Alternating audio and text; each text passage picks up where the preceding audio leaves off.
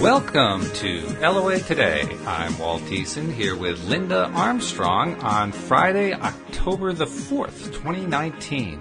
It is 4 p.m. New York time, 1 p.m. Los Angeles, 9 p.m. in London, 5 a.m. in Tokyo, and 6 a.m. in Sydney, Australia.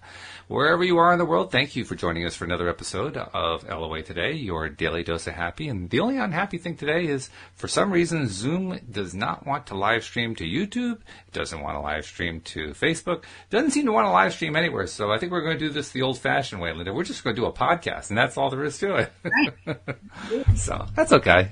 It's kind of good to get back to basics at times. And I actually have a little bit of a topic in mind to start the conversation today. Because Louise and I did something we don't often do. We went out for lunch. Often we'll go out for dinner, but we went out for lunch to one of our favorite restaurants.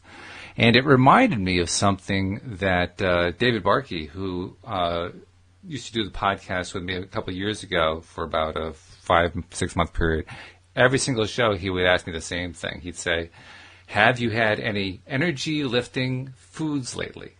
Which I thought was a great question. Mm-hmm. And it also led us, when we did our conversations, to talk about not just physical foods, but food for the soul. There are different kinds of things you can do, activities, approaches to life, how positive are you, all that kind of thing, that feed the soul.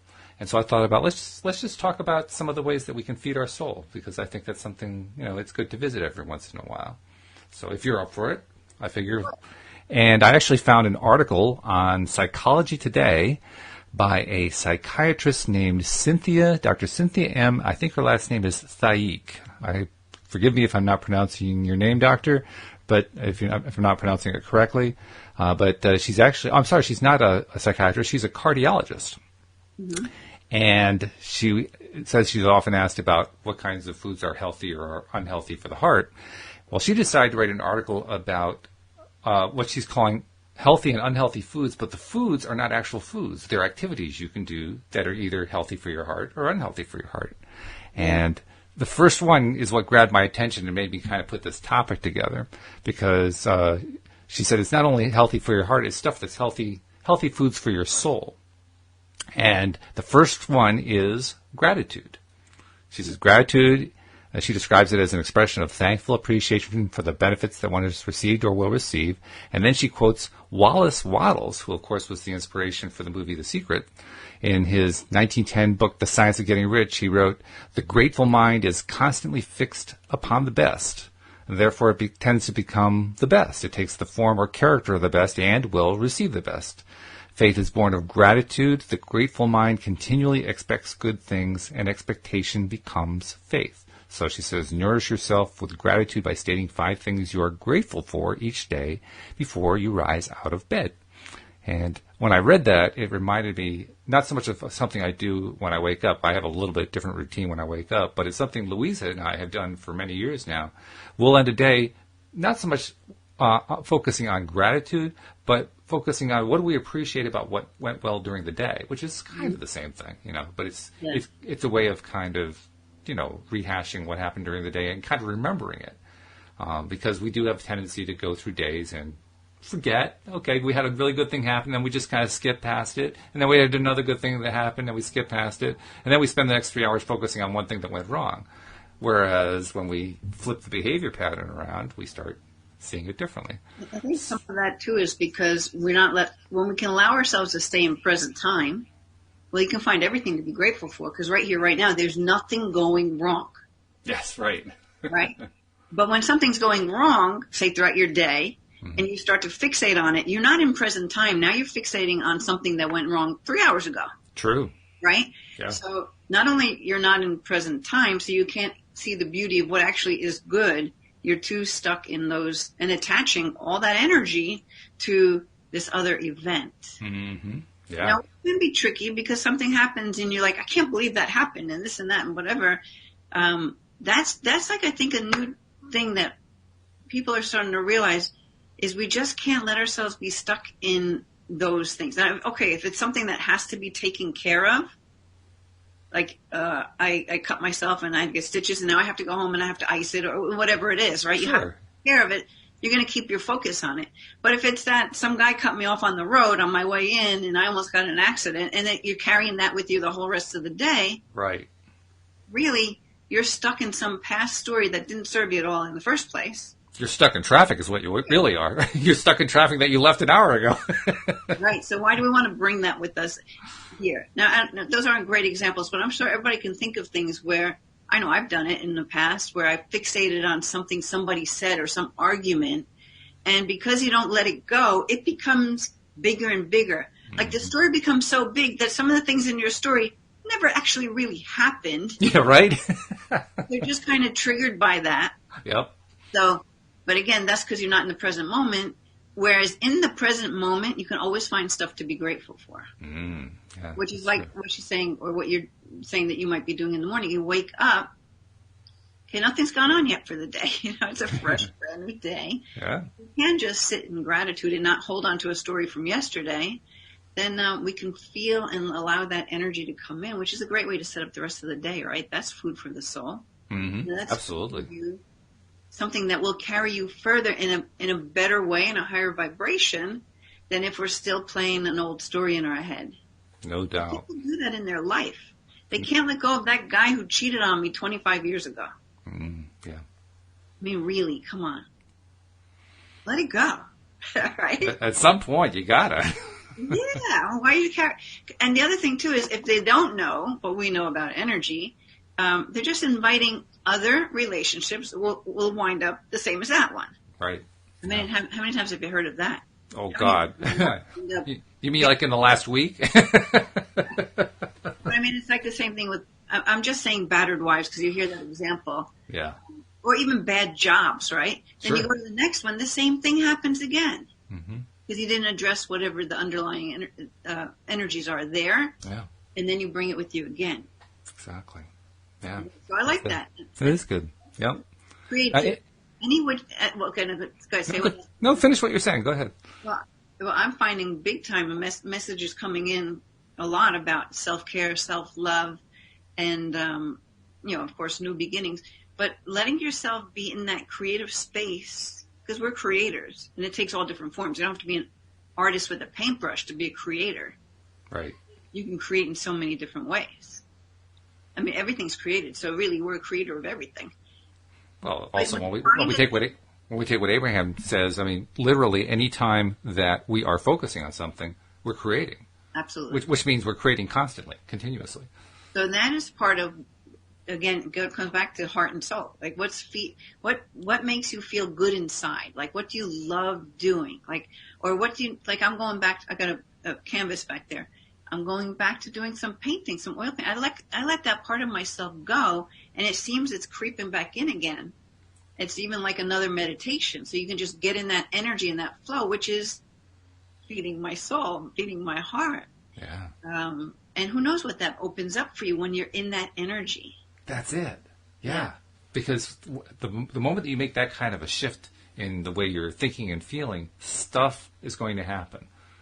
Well, I mean, we can't predict what it's going to be because it's going to be different for every person. But stuff's going to happen, and it's going to be better than what you had a moment ago. But you know what? I want to address something because, especially in this world that we talk about with law of attraction, energy, and healing, and spirit, and all of that stuff I talk about, you still are going to have times that are tough, right?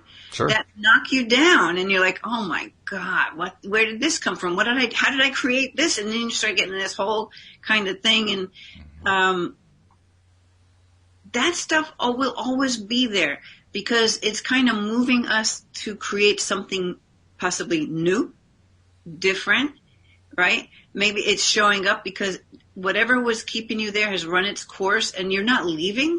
So now we're going to make it as bad as possible. So you have to leave it and go over here. This is like your guides, right? We're sending you all this stuff we want you, your soul, you decided that you would be doing this in your life, but you're not getting there. So we're going to help you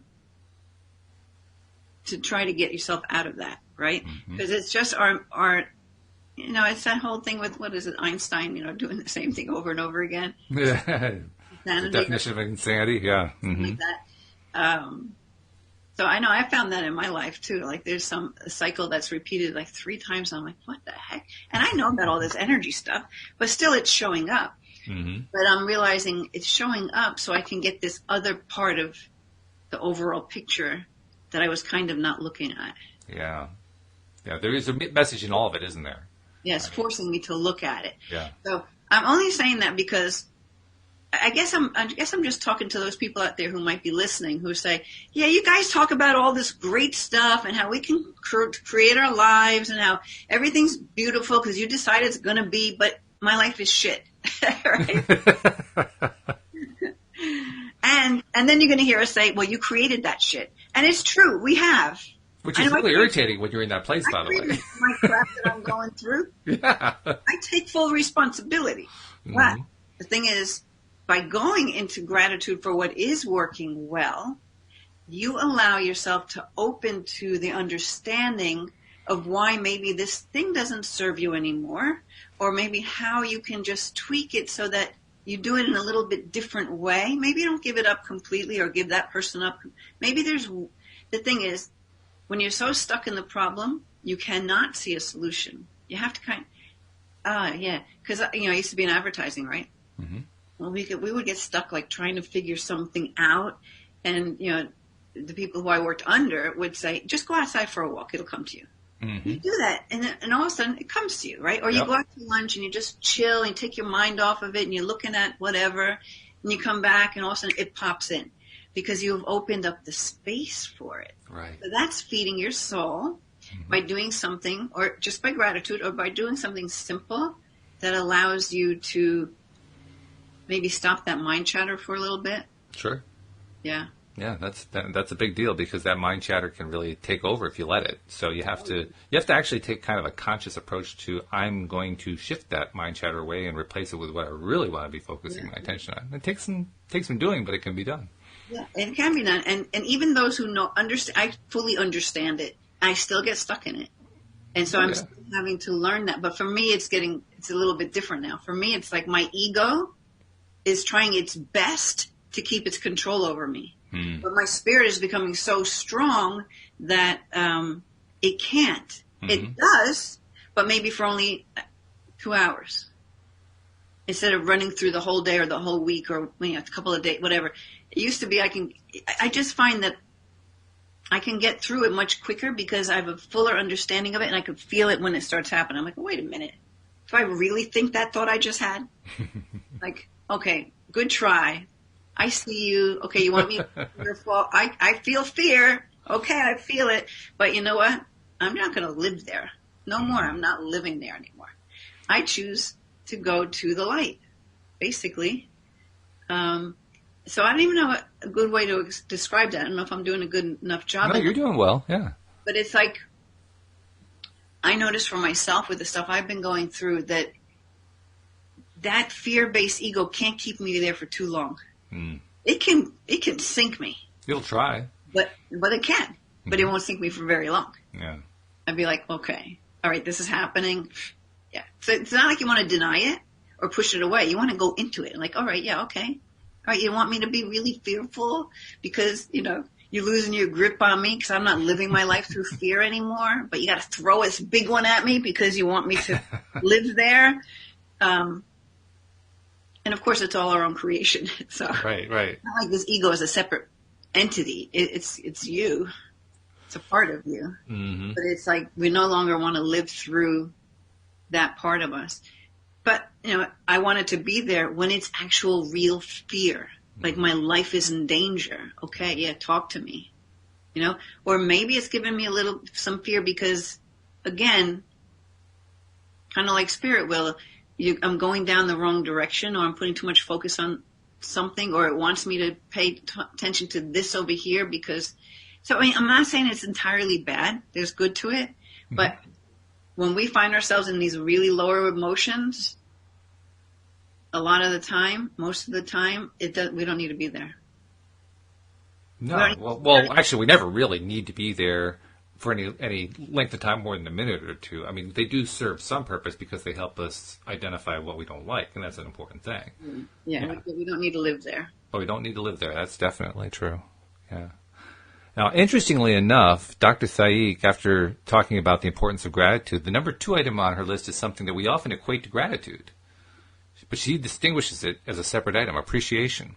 Yeah, that's tricky. That's a tricky little thing there. Isn't it? Yeah. To describe it properly. So I love to hear what she says. Well, she says, appreciation is the recognition of the quality, value, and significance of all things, no matter how seemingly small. It is noticing the gentle breeze, the faint smile, the fragrant scent, the sharp, pungent taste, the silence, and recognizing the full value of each moment of life and all that life has to offer. She says, nourish yourself with appreciation by being present in the moment, appreciating all your senses, and allowing nature and your surroundings to fill your very being. That's an interesting way to distinguish it from gratitude. Yeah, they're very close. Like to me, they're like neck and neck. I don't know how. Mm-hmm. I don't even know how to describe, because it's not like you can only have gratitude for things you have actually created. Mm-hmm. Like I appreciate the trees. I am also grateful for the trees. Right? Right. Sure. Yeah. Yeah. Yeah, they're very parallel and very, very similar. And I can't say, I mean, I like the definition that she gives to kind of, not so much a definition, but the way she distinguishes one from the other. She treats the gratitude more as a deliberate act you do within yourself, whereas the appreciation is more of an outreach to what's going on around you in the moment. So, that's a reasonable distinction. It's a reasonable way to look at it, I think. Now, number 3 on the list it's probably everybody's favorite go-to. It's love. She says, love is an intense emotional feeling, a core human need that takes many forms. Self-love is equally important as love of others. I'd even go so far as to say it precedes it. It is human nature to take good care of the things we love. We treasure them as valued possessions, and to truly love others, however, we must love ourselves first. Nourish yourself by finding things every day to love about yourself, and then show ways to say, I love you, to the rest of those you love. Yeah. That sounds like it almost came on one of your angel cards. I mean, that was a really well-written one. Yeah, I'm gonna flip a card. We're gonna see what happens. Okay, all right. Well, we'll do that before we move on in the article, because that may actually bring in something relevant. You want to wait on the article, or you want to move on? Let's hold the article and see what you have in the card. Because the energy update I did this week, I pulled 3 cards, and one was Prosperity Begins. The other one was something about smudging, like space clearing, which we've been doing a lot of that, clearing out, purging. And then self-care and self-love. Ah, yeah. That self-love thing is really big. I've got a really strong dose of it and a strong appreciation, to borrow number 2, for how important it is to love yourself through the mirror exercises that I started doing about a year ago. And I kind of, I did for pretty solidly for a year, kind of let off on them a little bit lately, but every once in a while now I'll go back to them to do it for a day or two, just as kind of like a booster shot, kind of a reinforcement for what I did before, because, boy, during the time I was doing that, Louise and I were kind of indirectly talking about this during lunch. My self-confidence has really grown over the last few years. And I'd say particularly over the last year, but over the last few years it's grown tremendously.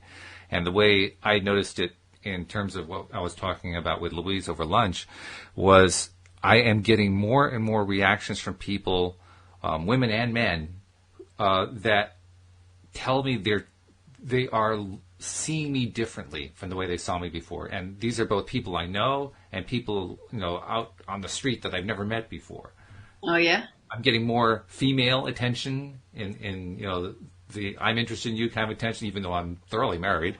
And I'm also getting more male attention, not sexually, but more in the lines of, boy, it's hard to describe it. It's just, it's almost like I'm getting a level of respect that I never got before.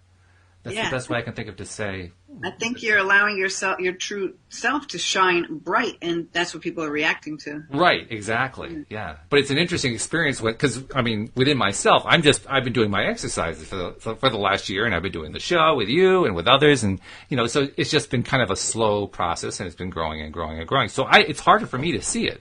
But then I see it in the eyes of somebody else, and I see it in the way that they're responding to me. I say, wow.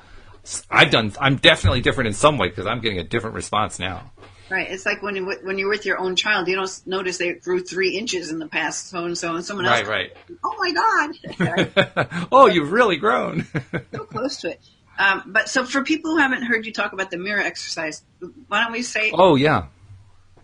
Yeah, mirror exercises, well, first of all, they're really great. A lot of people have recommended them. I followed the way that Jack Canfield, who appeared in The Secret and who is the author of the Chicken Soup for the Soul series of books, the method that he proposed. But basically, you just look in the mirror every day. I did it first thing in the morning, or I still do it occasionally in the morning.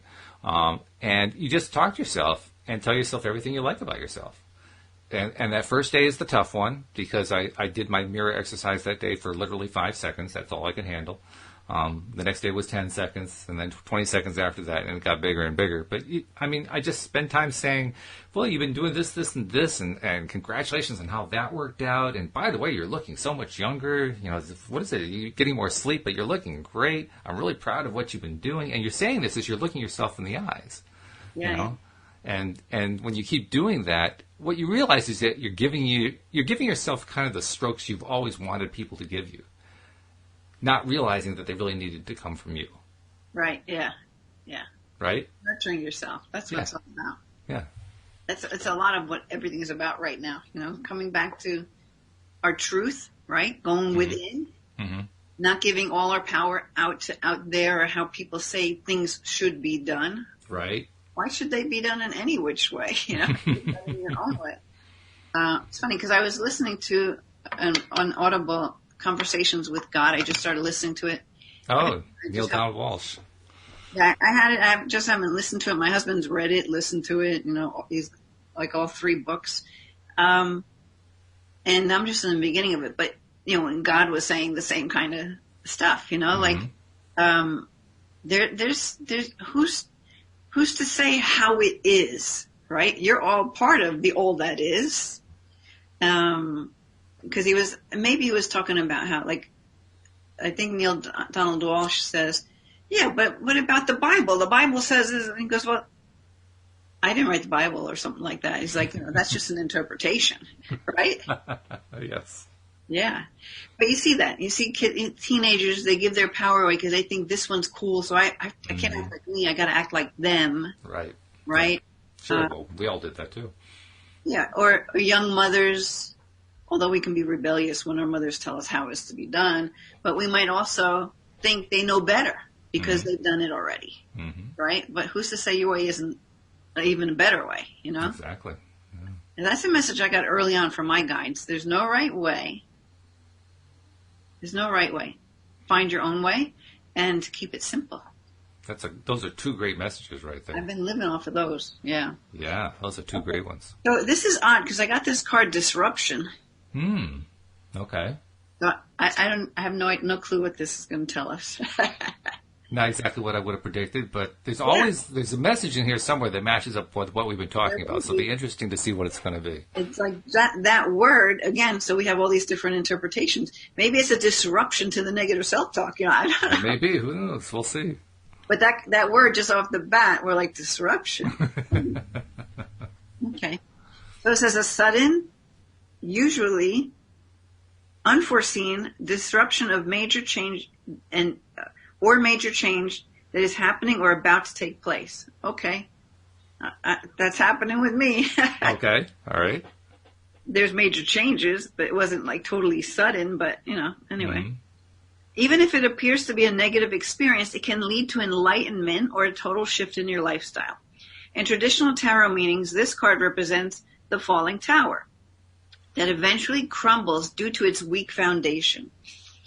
Whichever part of your life, make sure I'm on the right page, that you focus on, this is an opportunity to rebuild with a solid, positive structure to make your situation even stronger. I mean, that could even go to the mirror talking right now. Absolutely. Oh, yeah. There are times when the most difficult situations arise in your life. If you choose to, they can act as a catalyst to heal other areas. They're beneficial. This is great because we were talking about how those bad things are actually leading you somewhere good, right?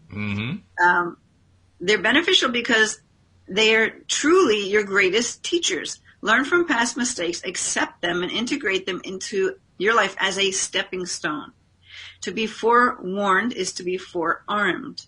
This disruption card is a reminder that negative thinking, limiting beliefs, ignoring problematic solutions, and risky or careless lifestyles must be addressed so that positive changes can take place. Life has a habit of moving you forward whether you're ready or not. That's it. That's why you That's it. look at the things that you think are so bad and see, like, pretend you could see past them to all the good stuff that's on the other side, you know? Not always easy to do, but it's a good practice. Yeah. But we can do that. We can always get into that imaginative space. Like, okay, we can. Okay, the opposite of this is we can find the opposite of this, right? Okay, so it says transformation of the body, mind, and soul can happen if you view this dramatic time or change as an opportunity for growth. In the future, you will look back and be thankful for this opportunity, and that's so true. Mm-hmm. Mm-hmm. Yeah, it's amazing how often that happens. You go through some sort of, usually a life event is what we think about it, and once we're going through the life event, it just seems awful, and you can't imagine why you'd have to go through it. And then you look back on it, 10 years after it, and first of all, the sting of it is gone by then because it's 10 years later. And second of all, you realize there was something that came out of it that was actually pretty good, but you never associate it with what was going on. None of the time. It was the last thing that you would have associated, but looking back, you realize, oh my God, it really was associated. Yeah.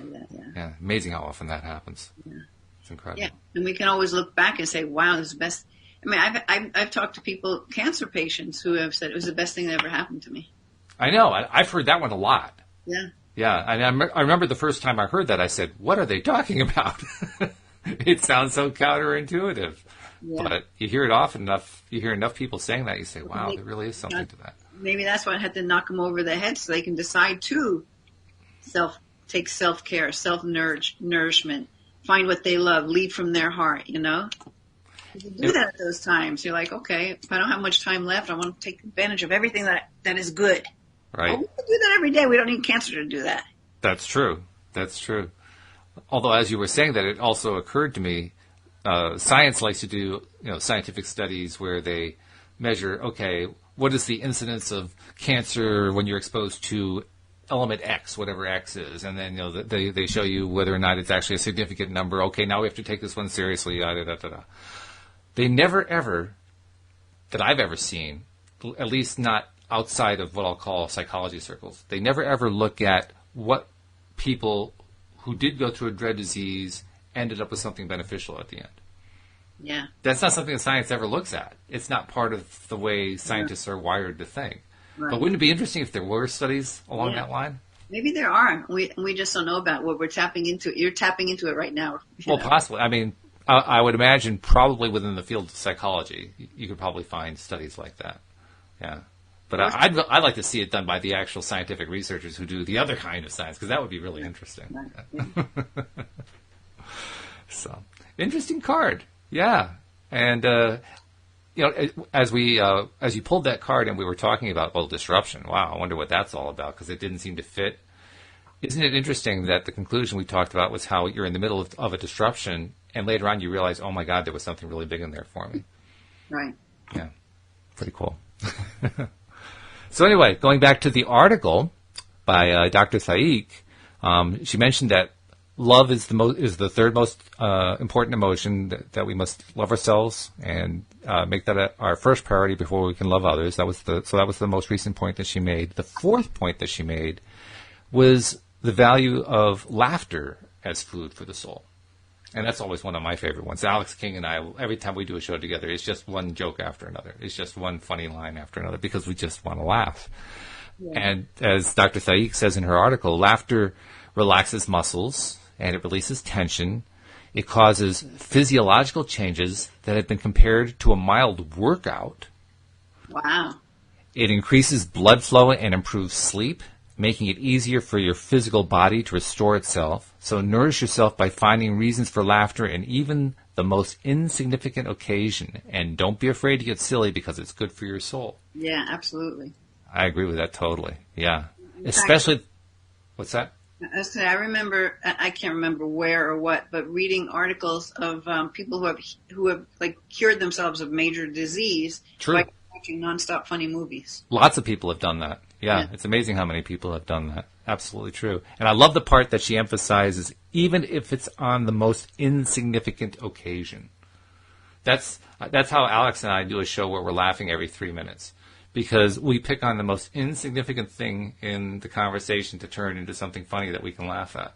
Mm-hmm. And when you can do an entire show that way, you realize, wow, there's a lot of opportunities. There are a lot of opportunities to laugh every single day, every single hour, if we just look for them. Yeah. Yeah. It's really cool. Are there more? Or is that it for? There's a fifth one, actually. Mm-hmm. The fifth one is joy. Oh, of course. Now, she says joy means finding something. What's that? Everything on the top of the emotional scale. Oh, absolutely. Yeah. That's part of what caught my attention when I read this thing. But she says joy means finding something worth celebrating in everything you do. Very much related to what she said about laughter. It is goal-oriented and positive. You may have prepared a particularly satisfying and delicious meal for your family. Your child may have shared a lovely, poignant drawing. Or you may have simply looked out the window and been inspired by a beautiful sunset. Nourish yourself by finding something joyful to celebrate out of your day before you go to bed each night. Yeah. And then she...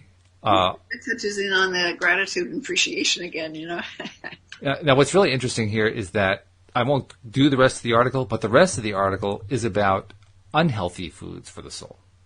Oh, really? And I won't go into any of the details. I'll just list them. Self-doubt, judgment, stress, fear and insecurity, anger and hatred. Those are her list of things that do not feed the soul. Especially fear. Oh, yeah. Yeah, well, I would say they're all actually categorized under fear. I think fear kind of drives all of the negative emotions. That's my way of thinking about it anyway. Shapeshifter. Ooh, the new card. Okay. In the conversations with God, I think he's talking about polarity. You know, we have to it's like if we're all just sitting around and everything's perfect and there's nothing to do. There's nothing to do. You know? So that's why he had to bring in polarity, because from those experiences spark our creativity and give us something to focus on, something to work on, something to do, something to create, because ultimately it's all about creation. True. Okay, so shapeshifter, card meaning, you can be anything you desire. Ooh, I like that. Let go of attachment to your identity. See the world around you with new eyes. Be malleable. Experiment with different ways of viewing reality. See the point of view of others. If you haven't been able to manifest your dreams, maybe you need to shift the way you see the person or the situation. Yeah, that's important, right? Because that's where you're shifting and seeing the gift in it while you're in it. Right? Yeah. Yeah, that's a big deal. I like that. I like the name of the card, because the way that they're expressing it, shape-shifting, is really the way I think of just making my choice of where I want to be instead in my life. To me, that's what the shape-shifting is. And it takes some attention to do it, but it's worth it. Making the choice of where you want to be. Of where I want my life to go, how I want my life to go. Okay. You know? Like, if there are certain areas of my life that aren't playing out the way I want them to play out, well, trying to focus my attention and imagine where I do want to play out, that for me is shape-shifting. Right. Because then we get into nebulizing it, right? Nebulizing it, that's right. Okay, so it goes on, it says your native spirit wants you to know. Oh, my dogs are going to howl. Let's see if it makes a problem. In earth-based cultures, shapeshifters had the mystical ability to transform into other forms of consciousness. It's said that these beings were not imagining that they were changing into a specific animal, plant, or stone. They could actually morph into another shape. Just because most people today don't think that this is possible doesn't mean that it is not true. This card chose you because it wants you to know that your past does not need to equal your future. Simply shifting your point of view or belief system can bring an entirely new destiny into being. Absolutely. That's what we're talking about, right? Yeah, I agree. Totally. And then it says the journey. is to deepen your ability to shapeshift. Simply imagine that you're an animal, bird, plant, or stone. Make it as real as you can.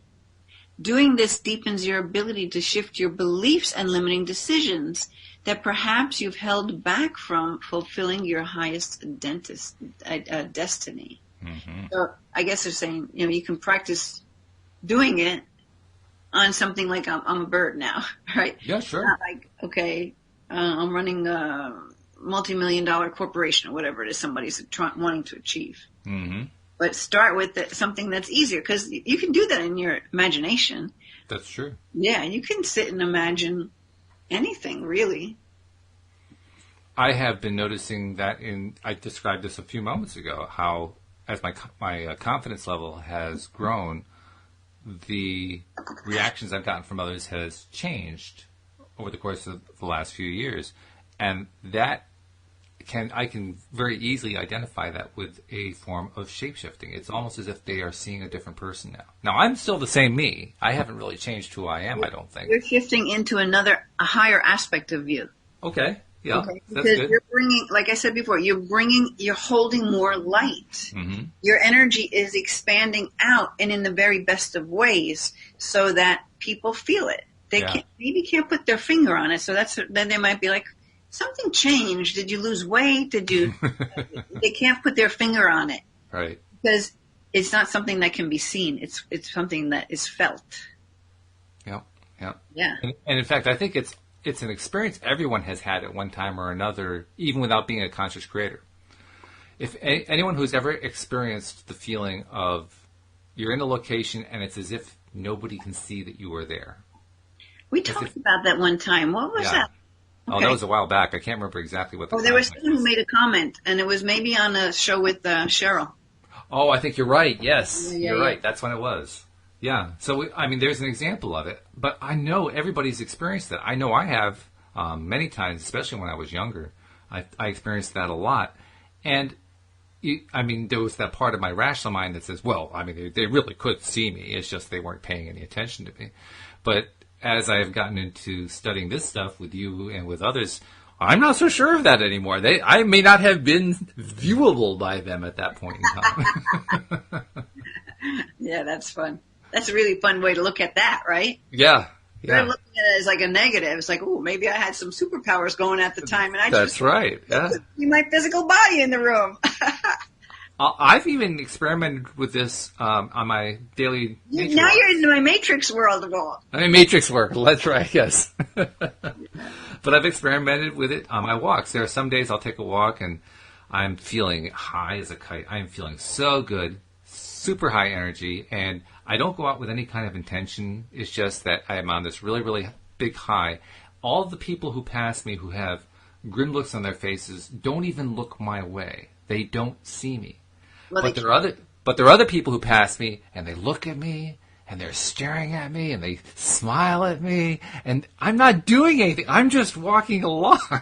You know what? It's like attracts like. That's right. Those people are of a high enough vibration to see your vibration. Exactly. The other ones can't be near that vibration. They just can't. It doesn't exist. That's right. Yeah. I remember one particular person. It's an older woman who I've seen on occasion out there walking. And she is one of the grimmest people I've ever seen. She has a perpetual grim look on her face. She almost never looks up. She's almost always looking at the ground. Even if you call out to her and say hello, she won't break her gaze from the ground. She's in a really rotten place, you can tell. And I remember doing an experiment with her one day because I saw her. She was approaching from the other direction. I could see her well off in the distance. I said, I'm going to see if I can influence the situation. So I deliberately put myself into the highest vibration I could reach at that moment in time. And just, appreciating the nature and feeling good. And isn't it great to be out here? And what a gorgeous day it is. And got really, really excited. And then as I got within about, 100 feet of her, something like that, I started to imagine that she was smiling. And she had not just smiling, it was a big grin. She was just feeling so good. And which took some doing, by the way, because I'd never seen her in that actual pose. I had to create that pose in my mind, but I did. And then I just kind of stopped when we got about 10 feet away. I kind of looked over, and she was just walking like she normally did. And then she kind of hesitated, looked up at me, gave me about a microsecond little tiny smile, and walked out. That just shows you. It just shows you can influence others, and you are holding that container, because that's what we do as coaches. We hold a container, like the space, for you to step into what it is you want to be, right? Especially with healers, and we clear out the stuff that's preventing you from being in that container. But you chose to only see her a certain way, and you held that space for her. Mm-hmm. You made it available to her. Mm-hmm. Most people don't ever think to make, probably, I don't want to say no one ever, but who knows? Probably very few, because, I mean, if that was her normal behavior pattern, and I suspect it was, she probably wasn't getting any positive attention from almost anybody she knew. Yeah.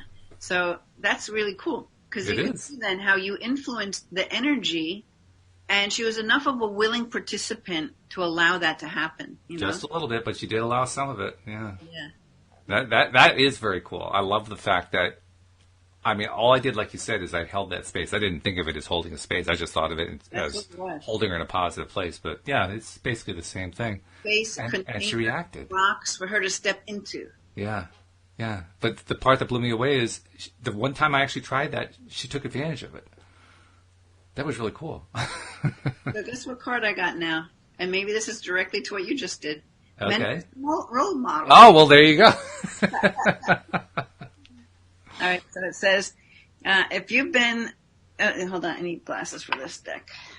Okay. So, if you heard that being intuitive is a special gift for only a select few, then you've been misinformed. Once you start paying attention to your vibes, you'll see that there are creative, artful, sixth sensory people all around. And they look normal except for one thing, they shine. That's what you're doing. You're shining, man. Yeah, that's right. Okay. If you hesitate to step out of the closet as a sixth sensory person, and especially related to you, sixth sensory, you're allowing that part of you to open. You know, that psychic intuitive part. Yeah. More and more. If you hesitate to step out of the closet as a sixth sensory person, look for these mentors to inspire you to navigate the psychic highway with more confidence and ease. Seek out public people who demonstrate that being sixth sensory can indeed be graceful, creative, supportive, and fun. Role models for intuitive living are not that hard to find. They're people who are ethical, humanitarian, and spontaneous. Their auras sparkle. They laugh out loud, and their enthusiasm for life is infectious. They listen, follow their heart, trust their feelings, speak their truth, and act on their instincts without hesitation. And they encourage you to do the same. Ask them what their secret is, and inevitably, I can't even say it, they will say, I trust my vibes. Mm-hmm. So you were playing with vibes. Yeah, oh, definitely. Sparkling. It's like, if she didn't know it, but guess what? I bet her soul knew it. Probably. Yeah. And that could have, even though it seemed like a little thing, that really could have given her so much that you'll never even know. I wouldn't doubt that. I would actually believe that, because when I look at myself and my own development, very often the improvements that I've made over time, or even sometimes steps backward, are really small. They're really, really small steps. But when I look, say 5-10 years later at what I went through and what those steps were, they added up to something pretty big. So the smallest steps can lead to really big stuff pretty quickly. They don't have to take all that long. Yeah. In fact, they usually don't. It's that whole thing of cracking the egg open. Yeah. I actually first heard that way of saying it from Christy Whitman, who has the Quantum Success Law of Attraction Coaching Academy. Right. Mm-hmm. She put it that way, and that clicked with me. I'm like, oh, absolutely, it is, because you can't put it back together. No. That crack is there, right? That chick's gonna hatch out of that egg. That's right. Yeah. Yeah, so I'd say you cracked her open just a little bit. Well, or more precisely, I encouraged her to crack herself open a little bit. You know what? That would be fun, Walt, to keep doing that. What's interesting about that, Linda, is from the day that I did that, I haven't seen her again. Oh. I freaked her out, yeah. So I'll keep that in mind. In fact, the next time I see her, oh no, that's not true. I did see her one time. Oh, boy, there's an example of what we were talking about a moment ago. Okay. I saw her, but I didn't see her. Ah. Because my vibration was so much higher than hers, I just didn't even notice. But as I think back, oh, yeah, she was there. She was actually there, yeah. So I'll have to make it a little more of a deliberate, intentful thing to pay attention to, is she around, and then try some more, getting into that high vibrational space and help her. Well, you don't know what that means. That doesn't necessarily mean, of course, it looks like, well, you got to see what you feel.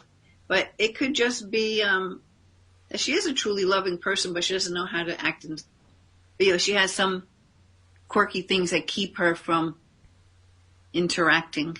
Yeah, sure. Yeah. Well, as somebody who, through most of my life, I was a very shy, introverted person, I know exactly how that feels. And it's not a happy place. It's a very uncomfortable place to be in.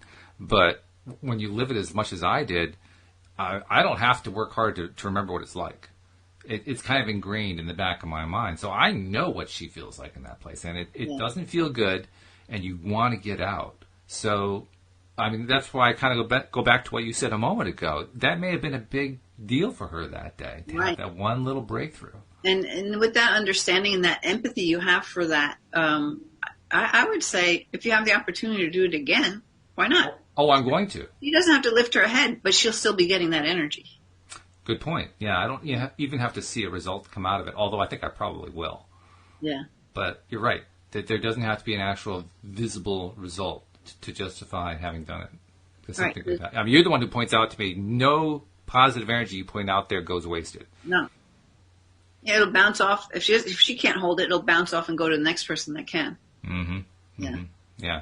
But you probably cracked her open a bit there, and so, I'm hopeful for her, I'm hopeful that she'll find a way to kind of break free of the ties that she bound herself with. Because, we bind ourselves with those ties. It's not somebody else who did it to us. Nobody does anything to us. Yeah. There's got to be some sort of, and that gets back into the planning before you come here, soul planning. Nobody does anything to us that we don't allow to happen in some way, shape, or form. Even when we don't understand, why the heck would I be allowing this shit to happen? Yeah. Mm-hmm. Yeah. Mm-hmm. I suspect that for many people, that's one of the toughest things to learn, but one of the greatest things to learn in life. Yeah. Because as far as the words go, it's like, oh, that's a bunch of bullshit. But you have to kind of experience it or see it in a few places to be like, or to run across someone who went through something so bad that then says, it's the best thing that ever happened to me. Then you're like, oh, really? It's a real live person right there who just told me that and I know what they went through. If you did, then it gives it more clout. So that when you say those, like I can say those words and truly trust it and believe it, but somebody else might hear those words and say, oh, that's a bunch of bullshit. Mm-hmm.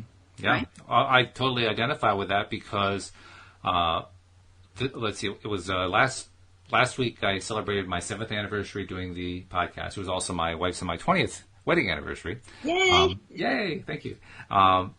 But it was also, among the people who have been my co-hosts over the years, the one who's been with me the longest, even though right now he's kind of in a limbo land because he's trying to adjust his schedule, but that's Joel Elson.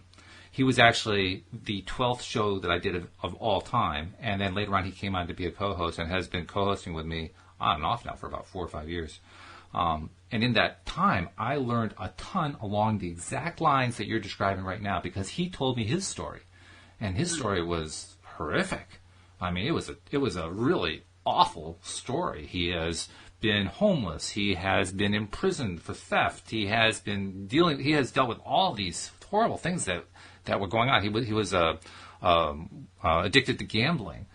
Just one bad thing after another. And yet, he considers all of those events not things that he wants to go through again, but to be the best things that ever happened to him. In fact, he has on, a dozen different occasions related to me the story of what it was like the day he was thrown into prison. Yeah. And how it was the best thing that ever happened. Because when they slammed the door closed and he realized he couldn't go anywhere, he was stuck, and all of the stuff that he had been fearing all this time that was going to happen had finally happened, it wasn't as bad as he thought it was. Yeah. And the whole thing started to change in his mind. Yeah, yeah. And so today he looks back on it as that's where my life started to take off. Yeah. Yeah, totally. And you hear that story, especially when you're doing a podcast. I mean, this is my co-host telling me this story as part of the podcast. It really sinks in. So I know exactly what you're talking about. Not just with Joel, with others, but Joel's the one that kind of jumps to my mind because his story is just so starkly, obviously painful to have gone through. You know, and what popped in my mind is something very simple part of that bigness that you just described. Mm-hmm. With my karate career, you know, the first time I got punched in the face, and I actually got from the side of my face. So it put me on one knee for a second, and then got back up. You know what?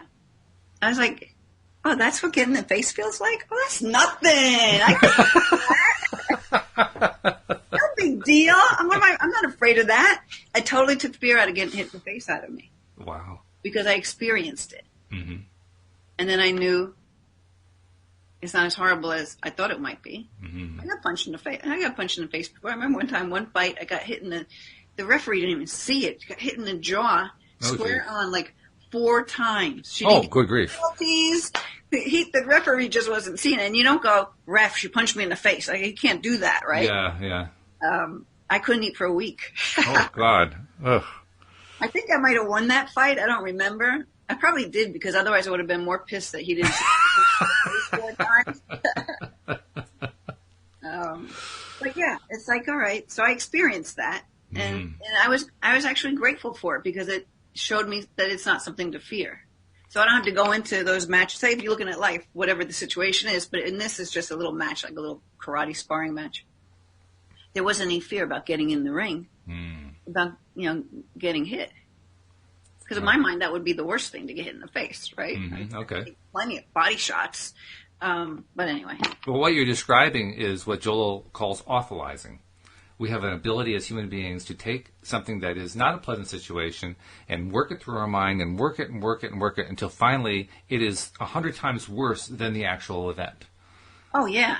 And then we're not done there, because once the event happens, then we play it over and over and over again, and we keep replaying it, and it gets worse. It's like the fish story that gets worse and worse. It's a bigger story. That's right, yeah. It just keeps growing and growing and growing. It's the fish story that never stops growing. Yeah. And then if you went back to the actual incident, or even to that person, like, well, I never even did that. Where did that come from? Yeah, right. Well, the ref didn't see it. No, I did it. Yes, you did. Yeah, awfulizing is something. Well, even there's something that I can find something good in, because to me, awfulizing demonstrates just how friggin' powerful we are. Yeah. I mean, we are able to take this relatively small, I won't say insignificant, but relatively minor event that caused it a moment of discomfort, perhaps pain, perhaps even severe pain, and turn it into something so much worse just by thinking on it and focusing on it. I mean, what better example do we need of how powerful we are than that? Right. So let's make the conscious choice to put the brakes on that and say, okay, I'm going to do this, but in reverse. I'm going to do that exactly how I want it to be, and better. Yes. Yeah. That's the trick. That's the skill. You know what I realized lately, because I'll listen to different books and different teachers and stuff like that, and it's like, oh my God, they're saying. I'm listening to a book. I don't know if you ever heard of it, Psychocybergenics. Yeah, sure. Okay, and that was a plastic surgeon who wrote this book.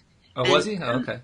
And I think it was because he was seeing how changing the face didn't always, because they were like, whatever it was that they thought was abnormal about them that stopped them from living their life, when it was fixed, didn't always fix their life. Right. So that's where you got into this whole thing.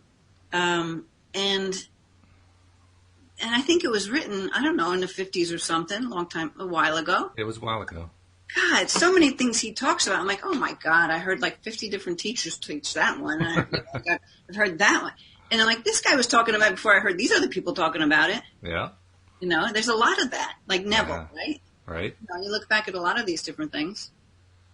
But it's always the same message, really. It is. We just have to own who we are and let ourselves be that without all this chaotic stuff joining in.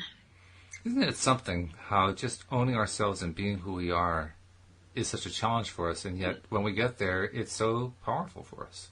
Except, you know what? Have you ever seen a 2-year-old who doesn't own who they are and think that they're like the best thing in the world? No. I mean, it's rare. I mean, there could be some out there, but it's rare. They're like, look at me. I'm great, you know? Yep. Watch me throw this ball. And it falls like, yeah, see how good I did it? I love it. Right? Yeah. They have no problem being Cinderella or this one or that one. They're just it. Because they decide they're going to be, today I'm going to be a ballerina. Mm-hmm. Mm-hmm. I'm a ballerina. Well, I mean, we all know the word Pollyanna. A Pollyanna is somebody who, in popular lore, they get overly excited about nice things. No, they're over the top with it. But I don't know if you've ever read the original book that Pollyanna comes from, because there was a character in a book. Probably not. What is it? And it was actually, there were actually 2 books. One was called Pollyanna, and the second one it wasn't like the Further Adventures, but it was like the next. Okay. But the title implied that it was the next book in the series. And it was the story of a little girl who was an orphan, who was adopted by her aunt, who was a wealthy aunt in Boston, I think. And this wealthy aunt was a miserable old cuss. I mean, she's just not a happy person.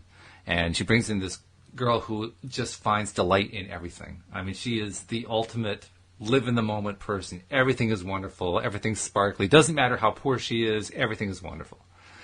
And when you understand that that's where the origin of the word is, that it isn't about this person who has this unrealistic look at the world, you realize, wow, first of all, people are misinterpreting what this word Pollyanna really means. It really means, I love my life.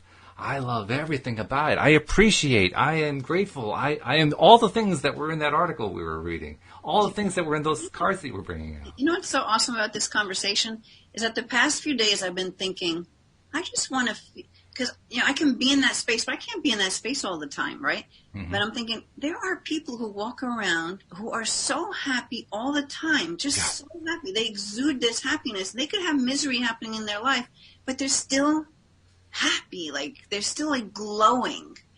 I'm like, I want to do that. I want to be that. I want to be glowing like that, like most of the time. Mm-hmm. So that's that Pollyanna right there. It is. It is. And by the way, it's a novel, of course, and so as with any novel, it has to have a storyline. The crisis of the story is where she gets sick. And I don't remember. I think it was she either got injured, something that laid her up in bed. I think it was an auto accident. That's right. She got hit by a car. Mm-hmm. And the doctors, this was early 1900s, so the doctors had very little medical knowledge. They didn't think she was going to live. If she did live, she was going to be paralyzed for life, yada, yada, yada. And all of the people in the town where she was now living, who had all been curmudgeons before, and she had helped turn into rays of sunshine because of her attitude, they all came together on her behalf. So it's a story of how she influenced others to help her. Right. Which I thought was a wonderful story. How about the aunt or whoever took her in? She must have changed. Oh, totally. Yeah. She had a big change. In fact, one of the subplots is how she had a unsatisfied love affair that never had come to fruition, and that love affair comes to fruition later in life. So that's one of the subplots. Yeah, but it's light reading. But anybody who wants to have a real good feel-good book, go find Pollyanna in your library. It's a good story. I wonder if Audible's done, because sometimes they do these books like plays, like audios, like you're doing with your podcast. Yeah. I'll have to look it up. I wouldn't be surprised. Well, we're nearing the end. I wanted to make sure I get a couple promo announcements in. First of all, if you're not yet a subscriber, please become one. We really love all the people who are our listeners. We're really happy, too. The 85% of our listeners are subscribers, so they're hearing multiple episodes. And we're doing plenty of them, so they have lots to listen to. We're doing 5 days a week. So feel free, and they are free. They doesn't cost you anything to subscribe. Go to the website, the homepage of our website, loatoday.net, and right at the top you will see instructions on how to become a subscriber. It takes about 3 or 4 clicks. And then also check us out on YouTube. Most days, not so much today, but most days we're live streaming to YouTube. Today Zoom was having a little bit of an issue with that, but that'll get cleared up, I'm sure. And just do a search for us on YouTube, LOA Today Podcast Videos. Click the subscribe button. Click the little bell so you can be alerted every time that we publish something there. And feel free to join us if you are available at the 4 p.m. New York time slot Monday through Friday, because that's when we're actually live streaming as we're recording. So, feel free to tune in and chat with us while we're doing the show. We love hearing from people. And Linda, before we go, tell people how to reach Linda Armstrong, the life coach, because sometimes you need to talk directly to somebody who has your kind of training. Yeah, just go to my website, lovemylife.coach. Oh, that's really simple. You couldn't make that any harder, could you? No, because everything's there. You want to go to my YouTube, it's there. Everything's there. That's great. Excellent. So, well, this has actually been a really nice conversation, different from what we've done in the last few shows, but I like this one. This was good. Yeah. So thank you for... I like winging it. Winging it is always fun. Well, especially when you're talking about something that has so much positive feel to it, because that's what I liked about this one. This one has so much positive feel. So thank you very much, and thank you to our podcast listeners as well. We'll see you all next time here on LOA Today. Goodbye, everybody.